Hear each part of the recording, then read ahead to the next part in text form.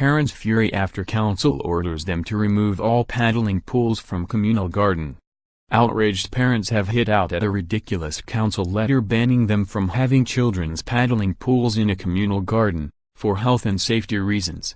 Parents in the Hawksmoor Road flats in Cutslow, Oxford, received the over-the-top letter from Oxford City Council ordering them to remove the plastic pools, which children have been using to cool off in the scorching heat, because of health and safety insurance.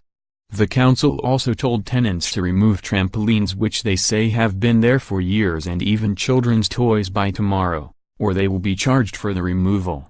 But parents say that the council is going over the top about what is essentially plastic with water in. Neighbors, who happily share the grassy area between their flats and host regular bring and share barbecues, said the communal garden brings people together. However, in the letter, which was sent on Friday, the council's tenancy management officer wrote, "Although I understand that you are trying to enjoy the nice weather and provide activities for the children, unfortunately due to health and safety and insurance purposes, the council must take actions to ensure the safety of all. For this reason we must ask you to remove your belongings." Residents said they only received the letter on Monday, giving them just 5 days to try to negotiate with the council for a delay. 10-year-old Alia Flynn, who plays in the communal area with her friends every day, said, "I'm so angry. If they come and take the trampoline away, I'm going to get everybody to lay on it, then they can't remove it." Chris Crawford and his wife Lynn, who have lived in the flats for 6 years, said, "This is a communal area. The kids have a good laugh here and the council have gone a bit over the top."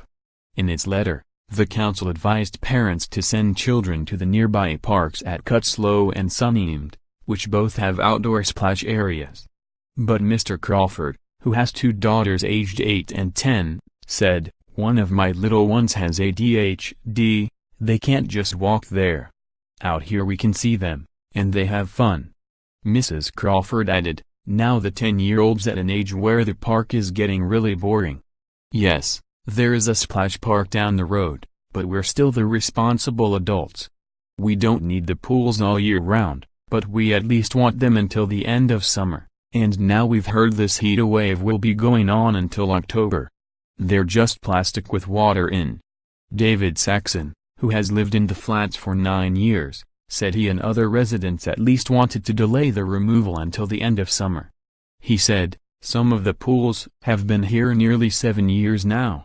If you take the pool, there'll be nothing here for the younger children." Mr. Saxon also said the pools had been especially popular during the hot temperatures, which soared into the 30s earlier this week, the same week that the council asked residents to remove them. The council letter noted that Section 18.3 of its tenancy agreement stated that residents must not block, obstruct, create or leave any hazards on landing, corridor, stairwell, lift, refuse chute, access way, fire escape or any other shared areas. The list includes, but is not limited to, personal items, household rubbish, bikes, plants and mobility scooters. Shelley Abbott, who has lived in the flats for 5 years with her 5 children, said, "There's been no accidents here. It's such a shame. If I move out, I'm coming back here. It's a free day out really, isn't it?" Lee Newell, who has 3 grandchildren aged 8, 11 and 14 living nearby the flats, said, "They absolutely love it. I am 100% behind saving this. It's one big community and it's great to see as I haven't seen it since I was younger." In a statement, the City Council's head of Housing Property Services Stephen Clark said, "We've had to ask people to clear the communal areas for health and safety reasons. The council would have a degree of liability in the event of any accident. However, there are 2 nearby public parks which have children's splash pools that we would suggest residents use. Those parks are managed and regularly inspected to ensure that children can play safely and enjoy the good weather."